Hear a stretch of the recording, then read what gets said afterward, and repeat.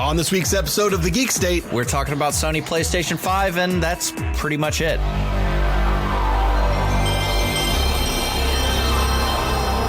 Standby alert. This is it.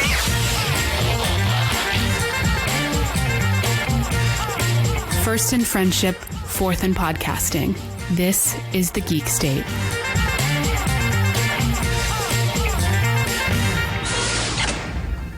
welcome everybody to a brand new episode of the Geek State podcast, the podcast about all the cool stuff going on in the world of geek. My name is Chris, and joining me, as always, is my Twitch streaming superstar buddy, James. James, how's it going? Killing it over on Twitch. Plug, where people can watch it. Because you're gonna twitch.tv/sgeeksjames, as always. Things are going great, man. Having a lot of fun there. Had a new podcast listener join, which was great. He's from Norway. He's a chef in Norway, so shout out to you. I know his Twitch handle is VE115511. Not the most search optimized, but it was nice to have him drop by as I defeated Cuphead finally. And then I had to bow out right at the end. Like I came in. Him and my mom were the only ones that stuck around. I came in, watched, and then I was like, I got to cook dinner, and you're still fighting like the devil and stuff. And I was like, man, I got to go to bed. Like, I gotta leave. But it's good to know that that you finished. I for did. One thing, it's done for good. I'm done with Cuphead until they release the expansion that's coming out. I gotta be honest, it frustrates me just watching. Like, I got a little bit of that feedback. There's literally there's very few games that when I watch the playthrough. First of all, like, I love the art style, and it's a super fun game if you're good at it. The art style and the music is great. It's so good. I wish it was just easier. Like, I want that same thing, but just give me some easier play, because I can imagine myself literally breaking mini controllers just out of rage, just throwing the controller, breaking it. I came close when I quit the second day when I was at the robot boss, and I was trying to beat that, and we did that for like 2 hours straight. So I came close, and then I finally was like, all right, guys, I gotta quit. I gotta stop this stream. It's just not going my way.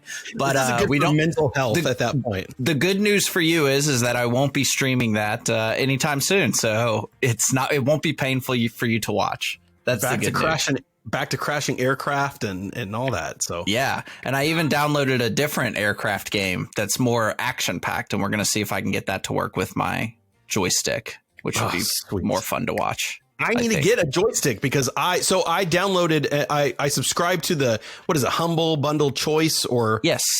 I did that primarily because I've been wanting to play Jurassic World Evolution, which I dipped my toes in briefly, just to do some streaming and just kind of testing out my setup, realizing I do need a better graphics card. It frame rate wise did not do well when I was actually streaming.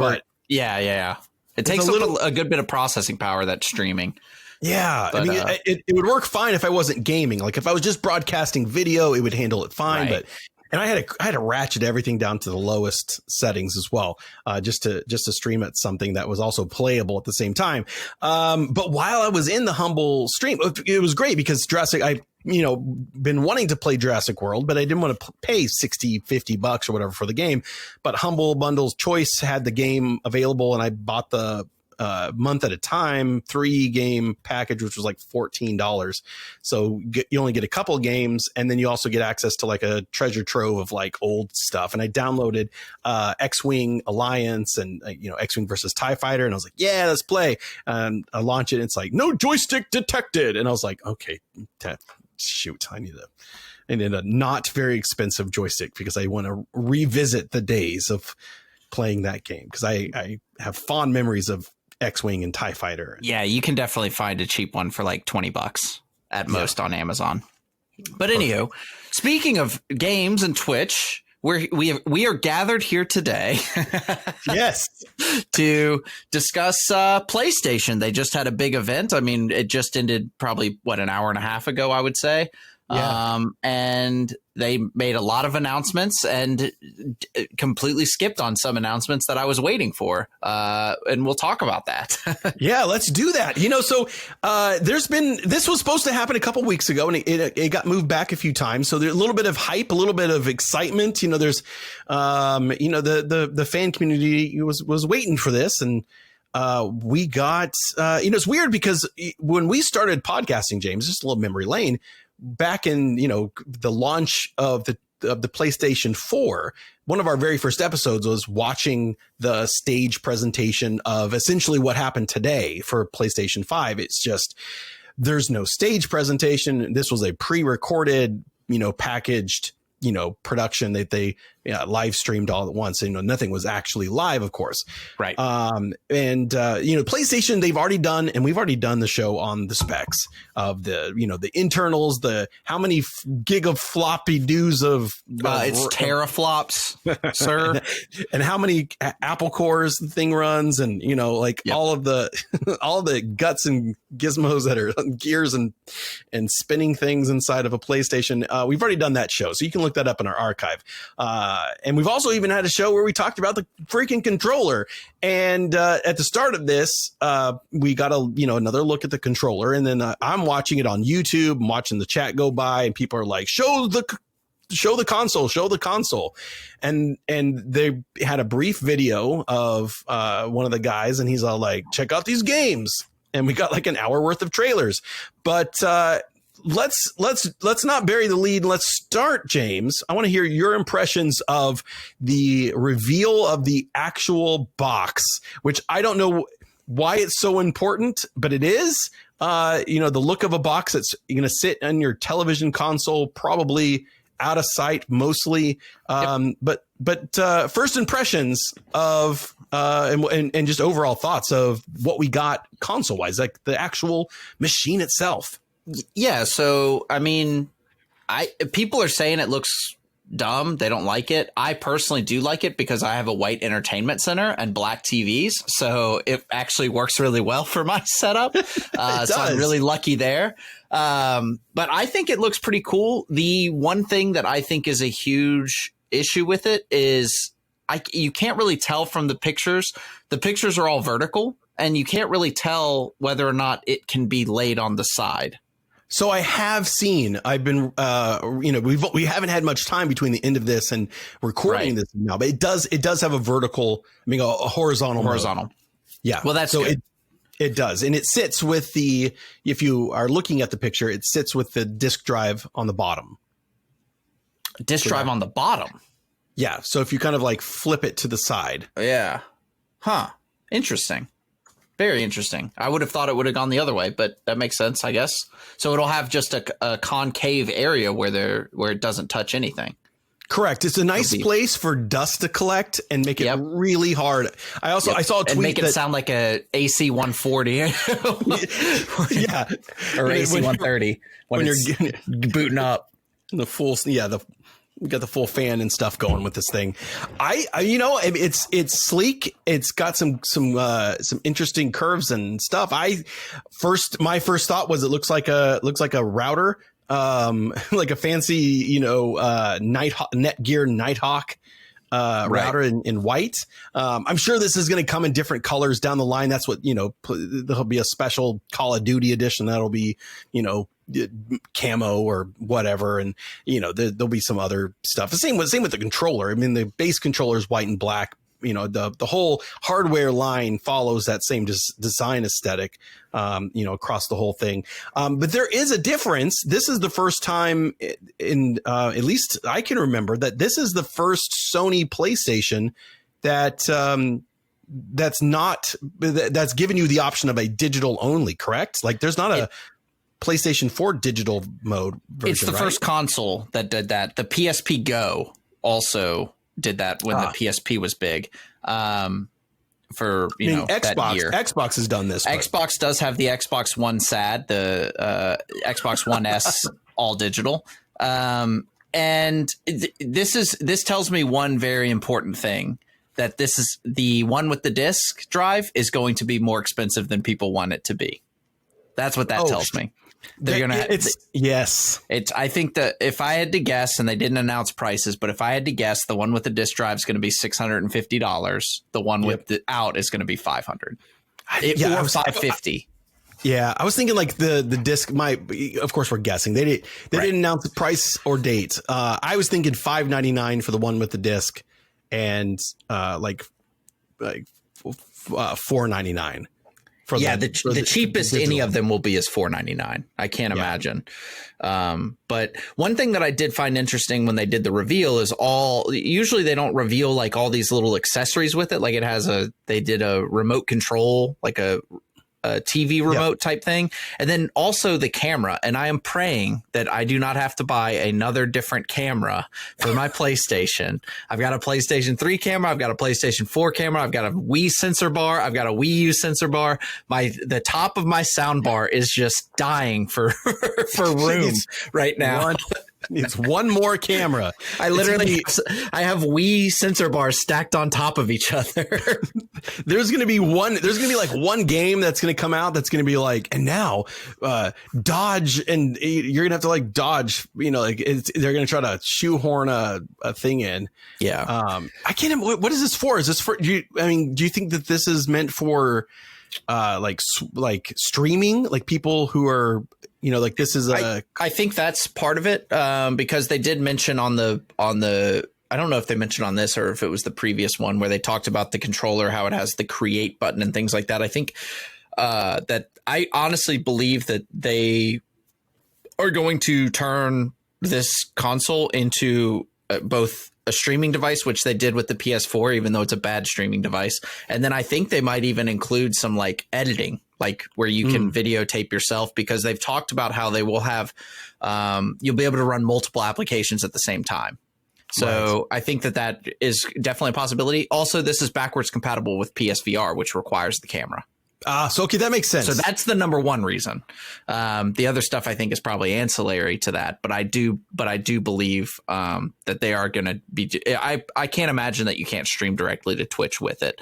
The fact that it's an extra, it's definitely not a bundled with, which which is not like when Xbox came out with the Kinect, and it was sort of like, this kind of is important. This is supposed to be part of the deal. And then they backed out on that. They were like, it's no longer important. Yeah, the one thing that I found interesting is and it's tough to do in this type of, showcase where they're just doing trailers and stuff like that. But every one of those trailers ended with how it uses the PS5 controller and how it does this, but without having someone there to put their hands on it and tell you what it feels like when that stuff is going on. Like means literally nothing. Like absolutely nothing. They're like, and you'll be able to feel the rain or feel the harness tightening. And I'm just like, yeah, but that means literally nothing to me. And from what I understand, essentially the technology that's in them is the same thing that's in the Joy-Cons, which is a little bit disheartening because even Nintendo gave up on those. Like they literally have a console that doesn't have rumble anymore because you don't have detachable Joy-Cons. So it's like, is that something that anybody cares about? But Nintendo again setting a standard that everybody's going to follow, and then even Nintendo's like, no, we're not doing that anymore. Exactly. Motion control. But I mean, Clubhouse Games apparently uses that 3D Rumble or whatever it's called. I've been meaning to look into that Clubhouse. Yeah, there's 51 games. 51 games. Okay, so the price of one. I know, for one, and it's not even full price. It's like $40. It's like a decent deal. And speaking of games, segue, PlayStation spent about an hour showcasing their games. Now, I will say, I was at work. And our internet is not very good. So I texted James, I was like, man, these games look amazing in 480p. Our internet's very slow. So I didn't get to see these in their full glory. So if my opinions, James, differ from you as far as how the graphics look, it's because I watched it at 480p on a YouTube live stream. We'll be taken into account. But let's be real. Most of these games, the graphics that you saw is not what you're actually going to see because most of them were cinematic trailers. But, true. Be that as it may. True, which again makes me kind of disappointed because some I was like, this not impressed. I don't see anything. There was some things. Just speaking globally before we dive into all the games. One of the things I noticed that every all the good games, like all the big major titles, like this, like the Spider-Man and Horizon and some other games. It was just like, oh my God, look at how much volumetric light we can use. Look at how much magenta and blue and all these colors we can fit into one scene. Like it was just like particle, ray tracing. Like that's what knack was. That's the only reason knack existed as a game, was to see, so that they could show off how many particle effects they could put on the screen at one time. Right. With the PS4. Speaking of knack, now it's lighting. Well, knack has been replaced. Knack is out. Other things are in, Chris. Yeah. All right. So let's talk about the game. Knack is out. Bug Snacks is in. Let's start with a good. Let's maybe start with a good one. What's a good looking game that looks both fun, looks gorgeous, that you're most excited about? I mean, the one I'm most excited about is probably Horizon 2, Western Frontier, I think is what it was called, or Forbidden West. Yes. That one looks good to me. I mean, I loved the first one. I thought it was great. I feel like I didn't enjoy it as much as other people do, which makes me almost want to go back and revisit it and make sure I remember it correctly. But the trailer that they showed looked quite good. It looks like it takes place in the Bay Area. I think I saw the Golden Gate Bridge in the trailer. Yeah. So. It looks like it has they've expanded to where now it has some underwater type stuff, and it's not only the machine animals and robots that you're fighting or helping, it's also live animals. But it looks like the bad guy, I guess, in this is this fungus that's growing, from what I could tell, like a red fungus type thing. I don't know, but it looks cool. Guerrilla makes great games. I've always been a fan of Guerrilla's games. And that's probably the one that I'm most excited for. But from, like you said, from a trailer perspective, it didn't show me anything where I was like, oh my gosh, this is because of the PS5. You know, it was very, but I'm a little surprised. I'm also a little surprised on what you just said there, because I expected to see stuff that was similar to how when Unreal did their demo of their new engine that was running on the PlayStation 5, because that looked fantastic. And some of these games, I'm like, this looks like it could run on the PS4, like just fine. And I think most of them can and will, right? I definitely think the Spider-Man's going to be on PS4. I definitely think the Housemarque game is going to be on PS4. I think a lot of this is going to be on PS4. But what you really have to do to appreciate this is to look at what the PS4 reveal looked like, right? Because you're looking at what they said the PS4 could do at launch of PS4. Look at what PS4 can do now, and then compare what's going on right now to what will be happening in 5 years, right? Like, you kind of have to always layer that. Like, there's a really interesting video that is all of the Nintendo console announcements and the Zelda game that they showed, or concept that they showed at that, and then the one that actually came out, and how much better it is each time. Like, they showed this, but this is what you actually got, and it's just way better, right? Yeah. So, I mean, it's just going to take a few years. Obviously, I think a lot of these games are going to run on PS4, so you have that. But you know, I don't think all of them will. I don't think necessarily that the Ratchet and Clank game will. I definitely don't think Horizon 2 will, because they're gonna need something to sell this console, right? So yeah, there needs to be some console exclusives. Like, I'm surprised that you think the Spider-Man one will, because I think that's such a console seller. I just struggle to believe that is so unique off of the Spider-Man game that we already got. Like, it's not. I don't think that it's not able to run it. I think the PlayStation 4 is would be able to run it. But I think, as far as if this is, it's being released holiday 2020, which is the same window of how it's being explained, you know, like holiday 2020, PlayStation 5. Like, if I were Sony, I'd be making a really dumb business decision to say you can play the new Spider-Man game, whichever, you know, I would say general consensus is the last Spider-Man game from Insomniac was amazing. Right. I haven't played it, but you know, like, for you to have a game at launch that can be like this, that, you know, is tempting people to spend $500. I feel like that's their big launch title. I forget which one. I got some shooter when the PS4 Killzone Shadowfall. That was it. Yeah. That was it, which is made by Guerrilla Games. So Ah, there you go. I love Look at that full game. circle. Next. What All right, about you? What was the thing that you saw that you liked the most, I guess? I will say Spider-Man looked cool. I love Miles Morales. I love that character.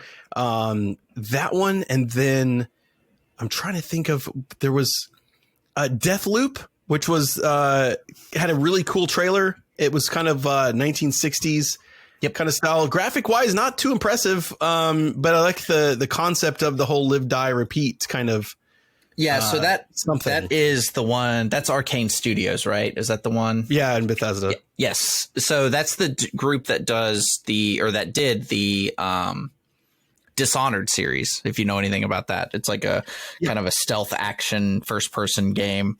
You can either play it stealthy or you can just run and gun, whichever way you prefer, and you get different outcomes based on that. But so I think that's where they dabbled in the idea of multiple outcomes, and maybe that might bleed into Deathloop of, I don't know the story of Deathloop, but clearly they have an opening there where if you die and you come back, then the amount of times you die and where you die and how you die could change the outcome of the game, which I think could be pretty interesting. And they do. You kind of learn from your experience to do better the next time. But what was weird about that whole thing is they also showed off Housemarque's game Returnal, which is like the same kind of concept where it's somebody, this one looked like a third person shooter, and her ship crashes and she gets out of her ship and she gets killed. And then the next scene, she's in her ship again and it's crashing. And she's like, I crash, I get out, or I wake up, I'm killed. I crash. Yeah. It's like over and over again. So it'll be interesting to see, obviously they're two very different settings, two very different games. Housemarque is not really a AAA studio. They usually do kind of your smaller titles, like Resogun, Dead Nation, Alien Nation. They've got a few others. What's the big one that they did?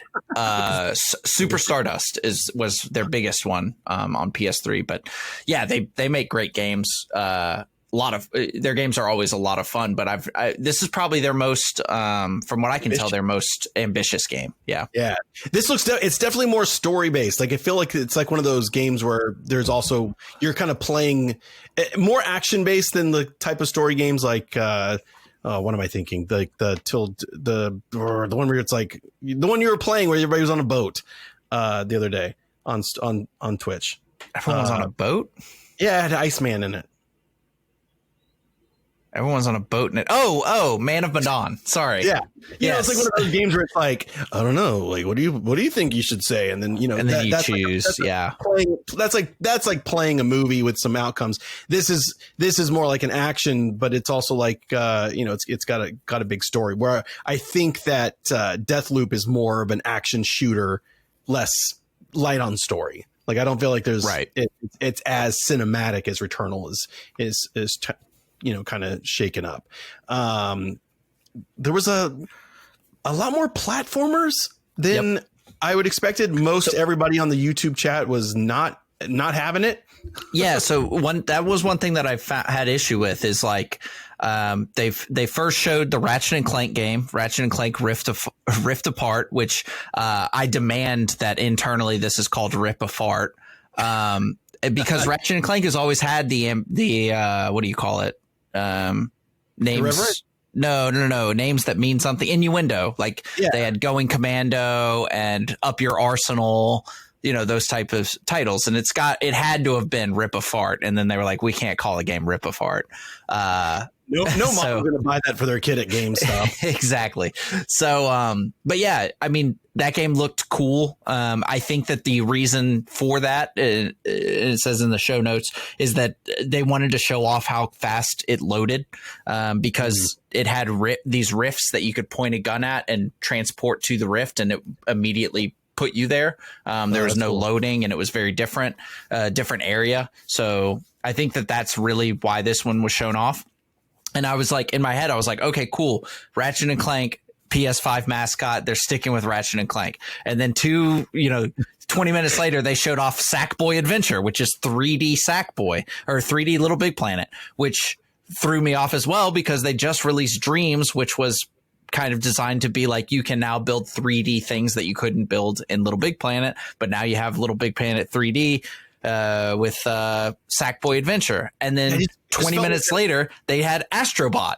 And I'm like, wait, what is your mascot? Like, what are we going with? PS1, it was Crash Bandicoot. PS2, it was like, maybe it was Spyro? Well, PS1 was Spyro too. Okay. You see, again, you're running into, they just keep these exclusive mascot things going, and it's like, find something. Nintendo is Mario and Zelda. Those are the two. Like, those are the two big ones. They're not out here trying to have all these things be the face of their company, And right. it's so it's funny next year. Next year it's Donkey Kong. It's they stick with what works. It's Mario. Mm-hmm. Sony just has so many that they have in their pocket that are they're successful, but they're also not iconic enough. That if I were to go onto the street and show Ratchet and Clank to people on a street, even though it's been around for a really long time, had a movie. Yeah, had a movie at a movie theater, and you're like, who's this? I don't think people would, but you show Mario, that's exactly so different, But Ratchet and Clank looked cool. I think it looks pretty. It's using a good use, of the hardware. Again, it could, I think, easily play on the PlayStation 4. And then the other two, I'm just like, it feels so generic. Like the Sackboy game and the Astro, the Playroom. Astrobot Playground. Yeah, Astro's Playroom. Yeah. It looked like the same game, just reskinned. Like obviously that not every game that they're going to show off is for me. There's definitely always some weird games that they announce. Like there was one that I don't even think they showed actual gameplay for. It was called like Goodbye Volcano High. And I was like super confused by what was going on in that one. It was like, it looked like weird dolphin people and like furries or something. It was just like, and it was like a cartoon. I don't get it. I'm clearly not cool. And I mean, it was no bug snacks. It was no bug snacks. Let's talk bug snacks, James, from the people that brought you Octodad. Here is something else that's super weird, which again, it's Octodad. Right. I'm just, it's going to be weird. Yeah. I guess the premise is just like it's an island that is bugs and they eat food and then you kind of become what you eat. I guess. Let me be honest. When this thing first started and it had strawberries with eyes, and then somebody ate the strawberries with eyes, and it kind of showed like it changing him, I was like, okay, they're trying to do like a Little Big Planet thing. And then 20 seconds later, I was like, that's not what this is at all. This is an LSD trip gone wrong. This is wild. It's at least mushrooms. A quote from this trailer. Yeah, probably more mushrooms, I guess. But a quote from this trailer is, I was trying to carry the lantern with my wiener hands, or hot dog hands, sausage hands. It's weenie hands. Yeah, weenie hands. And I fell, and now the village is on fire. And it pans to this guy, and it's like a bear, but his arms are hot dogs. Yeah. Of course, why not? What am I looking at? And then he's like, oh, not again. And they run off. And then there's a long period of pause. And there's a bad guy that shows up and takes the camera. Yeah, it's super weird. It's not for me. You know what? I mean, like if I saw a lot of people playing it and it was like everybody was talking about it and it was like $19, I'd be like, okay, fine, I'll try it out. Right. It's the weirdest of them that seems the most fun, but I just don't get it. I don't understand what the game is. I don't know what it is. Yeah. But we're talking about it. That's the whole point. That's true. You got us, marketing geniuses. You dang bastards. I mean, and we did see some other stuff. We saw Hitman 3. They did like a cinematic trailer for that, which is the conclusion of the Hitman trilogy. They were made sure to bring that up, which I guess Hitman fans care about. And honestly, to me, the most impressive thing from this whole thing was a 30-second trailer for NBA 2K21 running on PS5, where it did a close-up of Zion Williams' face, and I thought it was Zion Williams. That was pretty impressive. What I think would have been even better is if they would have used it to do the Zion Williams interview in the beginning, and then been like, by the way, that was PS5. Because when I first saw, because Zion Williams does have, I mean, he's a large human, a larger than life human. I think he's like 7 foot and he's 400 pounds, no doubt. But his face is just very broad, and I feel like it would have been easy to kind of render it and, you know, do his little interview and then like backtrack and then be like, by the way, that was also on PS5. But the realism of his face in the in-game section that they did was super good. I mean, it looked just like him. The way the sweat was going down his face, it looked super cool, which NBA 2K series has always been top of the line graphics, but mainly because at all times they only have to render 10 people. It's kind of like, you know, so, and it's a very controlled environment. Where your background's not changing and things like that. So they've been able to do that. But I thought that was the single most impressive thing that I saw was NBA 2K. Because looks great in 480p. Just saying. Yeah. You might have to revisit that one now that you're home. As soon as we're done, I'm going to watch it on the TV. But yeah, I thought that was cool. And these things, I feel like these announcements are always, when the first video that you see is always stylized graphics. They always go for stylized graphics, because anything else you can say this looks already too much like what I already have.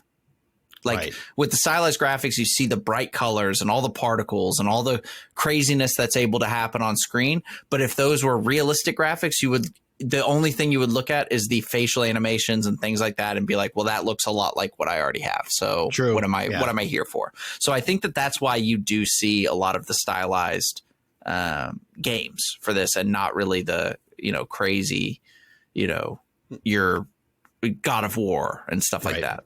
And I got to think that there are some clear developers that are going to have games for the PlayStation 5 that were not a part of this. There was nothing from who does NBA 2K21? 2K whatever, the 2K Sports. Yeah, 2K. Okay. So there's no EA, there's no, you know, in this presentation. I feel like they're going to do their own type of thing where they're going to have their own show where they're going to show off their stuff. This really was a way to build hype, to show off the box. Like, I honestly think they saved it for the end because they wanted everybody to sit through a bunch of trailers so that they could show off the console, and they didn't want to just post a picture on Twitter. Right. You know, that this was a way for them to show off the games. Yes. Get people excited about the stuff that's coming, and then show off the console itself.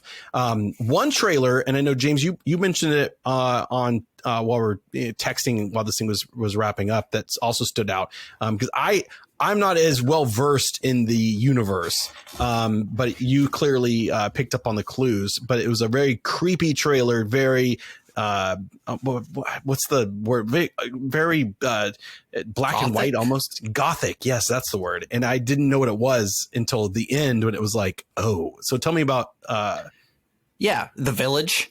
Yes, tell me about The Village. I'm trying to be cryptic, but everybody listening's already seen this. So there was a trailer for a game called The Village, which it was a first person shooter, the way that they had it, and it looked like it was set in modern times, but you were in an area that's not set in modern times, because it just seemed weird. The setting seemed a little off. You couldn't really figure it out. But they showed a statue, and on the bottom of the statue, it had the Umbrella logo. And that's when I immediately knew that it was a Resident Evil game. And then when they showed that it was called Village, the VILL turned into an 8 Roman numeral, and then it said Resident Evil on the bottom. So, yeah, I already knew that this game was in development. Not new, but I had heard rumor through the podcasting world and games journalism world that it was pretty obvious that this was in production. I love the fact that they stuck with the first person shooter of Final Fantasy of Resident Evil 7. Yeah. Because I really enjoyed the gameplay of that. I hope that this one also is in VR. I feel like they would have said something about that. But I mean, it was such a cool trailer. Now there's werewolves in Resident Evil. I feel like Resident Evil is slowly shifting to grim fairy tales, and I'm 100% on board with it. Like, let's get weird. Definitely had that vibe. Yeah, that vibe was definitely there for sure. Yeah, like I'm ready to get weird with Resident Evil. Yeah. So anything else that stood out to you? One thing of note that I'm again knocking the graphics, and again I watched it 480p, but I can kind of tell what I'm looking at. It's like watching something filmed with a potato sometimes. But it was, oh God, now I can't remember the name of the freaking game. It was the one on space that Pragmata. Yeah, that one. It starts off with like this astronaut. He looks like he's in New York, does some cool stuff. I mean, those shots look great. At first I was like, this looks really good. This looks really good. And then he throws some dust in the air, does something, and it's kind of like able to kind of see like what happened here, that kind of investigative stuff that we've seen in other movies and games. And then there's this, and then it cuts away to this girl, and she's got this weird cat. It looks kind of like a hologram or something. But it's a close up of her, and the hair looks like it's like a one solid piece that has like a PNG file texture on top. And it's kind of moving all together in this one mass. And I was like, God, this is like PlayStation 2, PlayStation 3 texture. Yeah. Like it broke, like it just didn't work. That didn't work in a close up, and it didn't work that great in a kind of a medium or wide shot either. But interesting kind of setting. I want to see more from that one, because it subverted some expectations. You think you're on New York, and then the satellite or something breaks through I assume like a dome, and you're really like on the moon. So. Right. There's some interesting things going on with that one. Also, I would be amiss to not mention that there's a game called Stray where you just play a cat. Oh, it's got a backpack. A cat with a little backpack. Yep. And it's not, I know what a lot of you thinking. It's like, oh, like Puss in Boots. No. Just a cat, a stray cat. You play a stray cat. That's the game where I was first like, they are really going all in on HDR lighting, volumetric, like everything is lit in neon. Ray tracing, baby. Ray tracing. It's just like a sandbox demo. It's like, but it looks amazing. I mean, that in itself was, they got probably mocapped a real cat, like the level of details, just spot on. Way to go, Sony.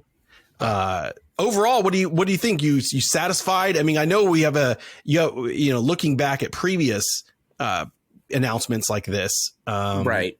You kind of have to have a certain level of expectation. But what do you think about how Sony did, knowing that in the current environment that we're in, you can't have a big whoop-de-doo in a auditorium with a live audience and all that stuff. But overall, what would you give Sony's? I mean, I thought it was great. I thought the trailers that they showed were good. They didn't.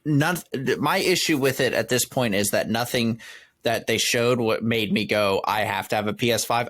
Let me be very clear with you. I will be getting a PS5 when it launches, but nothing has told me that I have to have a PS5 when it launches.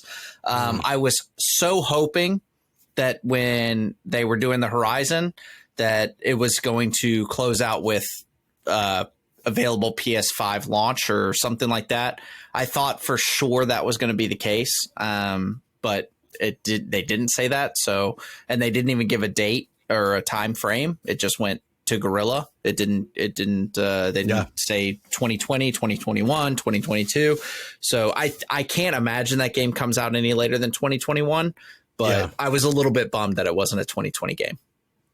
Very true. Very true. That's kind of how I felt, that it was weird that they didn't put a date on it, but I guess that's okay. It just means that what it looks, if it's going to come out late 2021 or even 2022, what we saw today is only a slight indication of what the finished product would be like you were talking about with Zelda, when Nintendo shows off Zeldas, right. This is the starting place. This is the worst this game is going to look. Right. Basically. Yep. Absolutely. And I think it's just only sky's the limit from there. Anything else to add? Because I kind of feel like we covered everything Sony announced. I think we hit it all. I mean, we didn't mention the fact that they showed off a controller charger, but other than that, I think we Grand Theft Auto really got it all. Yeah, that was an 5. issue with me too. Is they started the show with a game that released literally on the PS3, so that was a little strange. But if you play GTA Online on PS4, I guess you get a bunch of money for free. And the only other thing that I don't think we really hit on was Gran Turismo 7, which probably not really your cup of tea. I've played the Gran Turismo games, but I'm not like super into them. They always look amazing. huge worldwide. Yeah. Auto racing is way bigger in other countries than it is here. So yeah. I feel like to really love that type of game, you got to have the full driving, setup. Right. I'm not playing this. Listen, we're not trying to tell anyone that they can't love that game without it, but I mean, let's be real. It's just if you want to be good at it. If you want to be good. Yeah, it always looks so pretty. Like they knock it out of the park as far as the graphics. Everything's even going back to like PlayStation 2 days. I remember being like amazed, obviously with it, looking back, you're like, oh, that looks old. But at the time, just being like that is what the future of gaming looks like. Like, absolutely amazing. You would look at it and be like, it's never getting better than this. Yeah. Every time. How can you possibly top this? This looks like real life. And now we're on the 7th one. Yeah. The 7th iteration of me doing that. I'm like, where was the Skyrim remaster though? Like that was actually, I was like in the back of my head. I'm like, fate, because everyone's talking about Elder Scrolls 6. That game is not coming out until like 2027. So go ahead. Dead. You'll be dead. The way 2020 is going, it's just, because they've already said that Starfield is coming out before that, and you've not seen. Most people have never even heard of that game. So you've got that game to come out, and then Elder Scrolls. So you guys need to keep on waiting on that one. Keep on. Well, that about does it for this week's episode of the podcast. If you'd like to follow us, we have lots of different ways that you can be a part of our community. We'd love to see you there. Obviously, you're here on the podcast, so thank you for subscribing. You can always give us a review on Apple Podcasts. We'd love that. You can also follow us on social media on Twitter, Instagram, and Facebook. Just search The Geek State. Sometimes it's The Geek State Podcast, so type that in. And of course, James is a Twitch streaming superstar. Where can we watch you play video games? That would be twitch.tv/sgeeksjames. Usually on Tuesday, almost always Tuesday, Thursday, Sunday, 9 p.m. And then I sprinkle on a little fun in between there when available. Every once in a while, it's just like James is online. I'm like, gotta get in there. So yeah, you can He's giving it a little too much credit. You can text chat with me because I'm usually either in there live or I'm just there for the view count. So make sure that you follow us on all those places. We love you so much. Stay excellent to each other. Oh, we didn't even mention Bill and Ted's Face the Music. That was cool. That's my pick of the week. Check that out. Bill and Ted's Face the Music. That was a nice bright spot in the middle of the week to finally get to see what they're cooking up. That looks super fun. R.I.P. George Carlin. Yeah, exactly. So stay excellent to each other, and we'll see you next time.